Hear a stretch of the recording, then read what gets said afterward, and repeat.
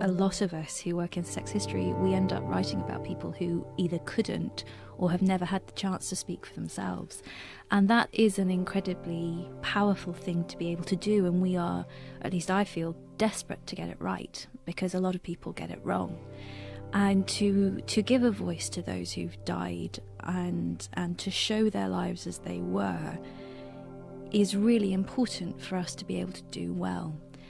And I think there isn't a time that you don't write about people in the past where you aren't absolutely concerned with making sure you portray them completely right well, but you're also removing modern day bigotry or bias. And I think, especially when I write about gay history, queer history or trans history, one of the things that absolutely pushes me is the understanding that it is modern bigotry that is the problem.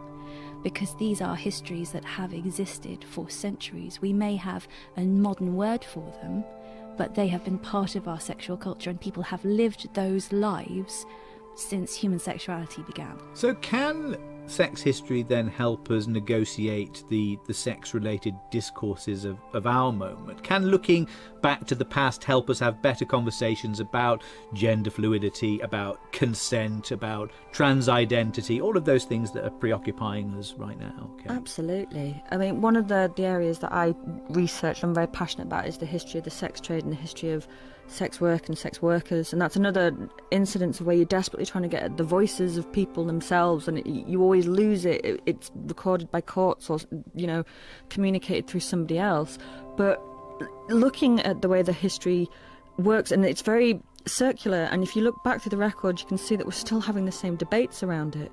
The language may have changed. Well, if you look at something like sex work, for example, is it still, we keep trying to oppress, abolish punitive measures, arrests, punishment, and then it'll kind of calm down again. And then suddenly another wave comes in where it's attack, punitive, arrest, and then it just goes on and on and on. And we've been trying the same thing to try and eliminate, stamp out the sex trade by punishing people, and it has never, ever, ever worked. In fact, it just, all throughout history, has made people more vulnerable. It makes it more dangerous. It loses people's voices, and we're not learning from it. What could we learn from the past? How could we use sex history to have better conversations about sex in the present? I think for me, issues of consent is really important, because we tend to think that consent doesn't happen in the past. You said something earlier where you said we've gone from repression to liberation. As far as I'm concerned, it's the other way around.